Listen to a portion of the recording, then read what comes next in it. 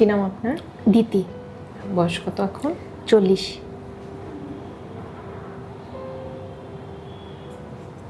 আচ্ছা, আজকে কি সমস্যা নিয়ে এসছেন?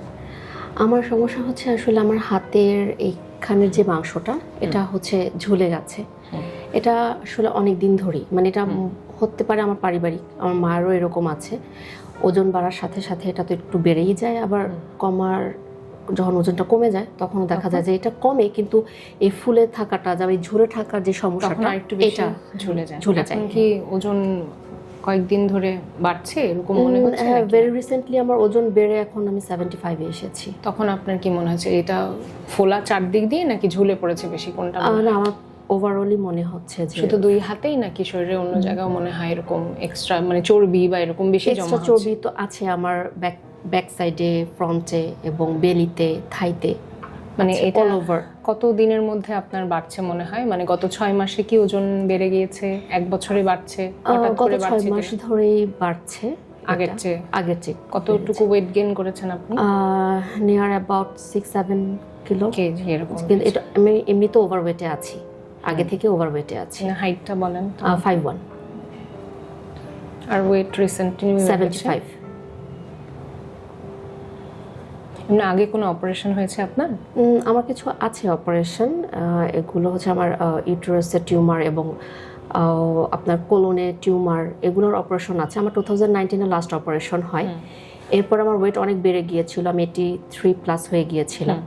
এরপর আবার আমি ওয়েট লস করি, আবার বেড়ে যায়, আবার লুজ করি। এবং লাস্ট ইয়ারেও আমি আমার ইউটেরাসের টিউমারের কারণেও কিছু ট্রিটমেন্ট নিই। ম্যাডাম আমাকে তখন যে ট্রিটমেন্টগুলো দেয় সেই ট্রিটমেন্টের ফলাফল হিসেবে আমার কাছে মনে হচ্ছে যে ওয়েটটা আমি আবার গেইন করছি। মানে ওষুধগুলোর পর আপনার মনে হচ্ছে ওয়েট গেইন করা। এমনি যে এরপরে আপনার মনে হয় কি পেটের দিকে বেশি চর্বি জমছে সব জায়গায়, মানে অ্যাজ এ হোল বডির বিভিন্ন জায়গায় আপনার মনে হচ্ছে চর্বি বা এগুলো জমা হচ্ছে? জি, এর জন্য ফোলাটা আর আগের চেয়ে বেড়ে গেছে, আরো বেড়ে গেছে। তবে হাতের এই সমস্যাটা আমার, এটা সবসময় আমি লক্ষ্য করি যে এটা অলওয়েজ আমার একটু ফোলাটাই থাকে বেশি। পরিবারের বললেন, পরিবারেরও এরকম আছে? মায়ের এরকম আছে। আচ্ছা, এখন আপনার আসলে ইচ্ছা কি?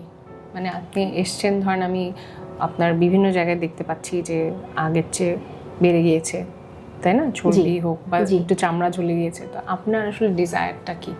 আপনি কি চাচ্ছেন? ডিজায়ার হচ্ছে যে আমার যে এক্সেসিভ ফ্যাটটা আছে এটাকে যদি আমি রিডিউস করতে পারি, যেখানে মানে অল ওভার একটা এক্সেসিভ যেই ফ্যাটটা ওটা যদি আমি রিমুভ করতে পারি, এটাই আমার ডিজায়ার। আপনি কোনো এক্সারসাইজ করেন?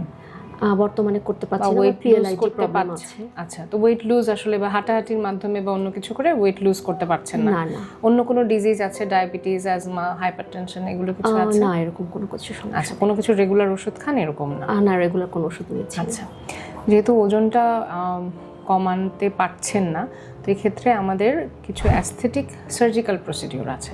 হ্যাঁ, সেই ক্ষেত্রে আমরা এক্সেসিভ যে চর্বি অথবা চামড়া ঝুলে যাওয়া এই জিনিসগুলোকে রিডিউস করে আনতে পারি। ঠিক আছে? এই ক্ষেত্রে আমরা কি করে থাকি, একটা অপশন লাইপোসাকশন। লাইপোসাকশনের মাধ্যমে আমরা এই যে এক্সেসিভ যে ফ্যাটগুলো আছে, বা আপনি বললেন যে ফুলে গেছে, ফোলা লাগে হাতটা, তো এটা অনেক অংশেই কমে আসবে। আমার হাত ঝুলে থাকার যে প্রবলেমটা এখানে, এটাও একটা টাইটনেস আসবে। আর যদি খুব বেশি, এখন যতটুকু দেখছি খুব বেশি লুজ মনে হচ্ছে না, লুজ থাকলে এক্সট্রা যদি মনে হয় চামড়া ঝুলে আছে, সেটাও একটা ছোট ইনসিশন দিয়ে আমরা ওইটাও আসলে ফেলে দিই, তখন টাইটনেসটা চলে আসে, ঝুলে থাকাটাও কমে যায়। লাইপোসাকশন সাথে ওটা একই সাথে আমরা করে দিই। যে আমার যে এক্সেসিভ বাকি এরিয়াগুলোতে যে ফ্যাটগুলো আছে, যেগুলো বললেন আপনি, ব্যাকে বললেন, পেটে বললেন এবং সাইডে, তাহলে ব্যাকে দুই পাশে সাইড বলি আমরা ফ্ল্যাঙ্ক, আরটা হচ্ছে লোয়ার অ্যাবডোমেনে বেশি থাকে বা আপার অ্যাবডোমেনেও থাকে, সেই ক্ষেত্রে আমরা লাইপোসাকশন করি।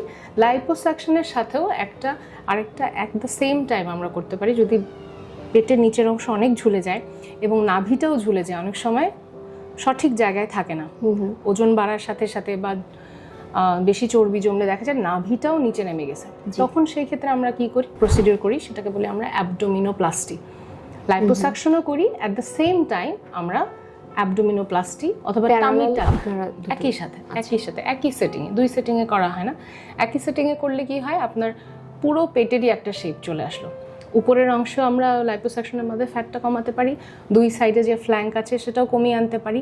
তো একই সাথে ওই অ্যাবডোমিনোপ্লাস্টি প্লাস এই লাইপোসাকশন, তাহলে দেখা যায় মানে পুরোটা পেটের একটা সৌন্দর্য বা আকার আকৃতি একটা সুন্দর হয়ে আসে। বুঝতে পেরেছি। ঠিক আছে, এটা একটা অপশন।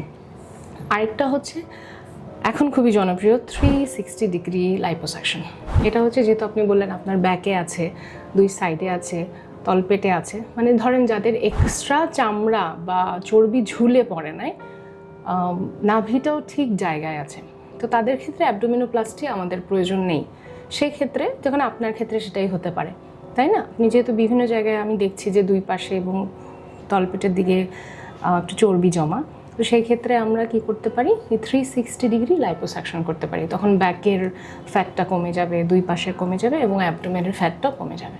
আচ্ছা ঠিক আছে, এটার সবচেয়ে ভালো দিক হচ্ছে লাইপোসাকশন করে আপনার আসলে বেশি দিন ভর্তি থাকার প্রয়োজন হবে না, কিন্তু এটা আমরা সম্পূর্ণ অজ্ঞান করেই করি, যেহেতু অনেক বড় এরিয়া। সেক্ষেত্রে 1-2 দিনের মধ্যে আমরা আসলে ছুটি দিয়ে দিই এবং আপনি স্বাভাবিক কাজকর্ম সবই করতে পারবেন। কিছু তো নিয়ম আছেই অপারেশনের পরবর্তী, সেগুলো মেনে চলতে হবে। ঠিক আছে, আচ্ছা ঠিক আছে। পরবর্তীতে এটা নিয়ে কোনো সাইড ইফেক্ট বা না, লাইপোসাকশনের ক্ষেত্রে আসলে কোনো সাইড এফেক্ট আমরা আশা করি না, কিন্তু লাইপোসাকশনের পরবর্তীতে যেই নিয়মকানুনগুলো আছে, যেমন যেহেতু অনেক বড় এরিয়াতে আমরা লাইপোসাকশনে আমাদের অপারেশনটা কি আসলে এটা একটু বুঝতে হবে। এটা সম্পূর্ণ অজ্ঞান করে নিব, তারপর হচ্ছে ছোট্ট 2টো ফুটো করে আমরা একটা ক্যানুলা ঢোকাই। ক্যানুলা বলি, সেটা হচ্ছে এক ধরনের বড় লম্বা একটা টিউবের মতো, সেটা দিয়ে আমরা আসলে ফ্যাটগুলো ভেঙে দিই বা ফ্যাটগুলো বের করে আনি।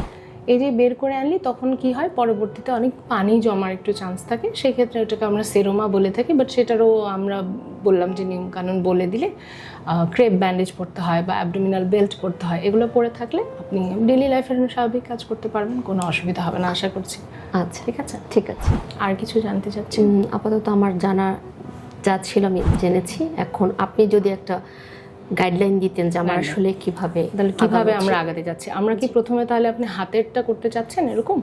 জি, মানে যেখান থেকে আমার যে গাইডলাইনটা যেভাবে আমার মেনটেন করলে সুবিধা হয়, সেটা যদি আমার হাত থেকে শুরু করলে সুবিধা হয় তাহলে আমি সেটা করতে পারি। ঠিক আছে, আচ্ছা তাহলে আমরা প্ল্যান করছি আগে আপনার হাতের অপারেশনটা করার। হ্যাঁ ঠিক আছে, আপনি চাচ্ছেন যে হাতের এই যে এক্সেসিভ ফ্যাট এটাকে রিডিউস করা আর এই যে ঝুলে পড়া অংশ সেটাকে কিছুটা টাইট করা, এটা তো ঠিক আছে। সেটা লাইপোসাকশনের মাধ্যমেই সম্ভব, আর আমরা এটাকে বলে থাকি ব্র্যাকিওপ্লাস্টি। ঠিক আছে, জি। ব্র্যাকিওপ্লাস্টি হলো একটা liposuction aesthetic procedure. At the same time আমরা একটা সার্জিক্যাল ইনসিশন দিয়ে এক্সেসিভ যে ঝুলে পড়া স্কিন আছে সেটাকেও আমরা রিমুভ করে দিতে পারি লাইপোসাকশনের মাধ্যমে। অ্যাট আ টাইম 2 হাতেই আমরা করতে পারি এবং এটা ডে প্রসিডিউর হিসেবেও করা যাবে। পেশেন্টকে বেশি দিন ভর্তি থাকার প্রয়োজন নেই, 1 দিন 2 দিন পরবর্তীতে উনি ওনার স্বাভাবিক কাজে ফেরত যেতে পারবেন।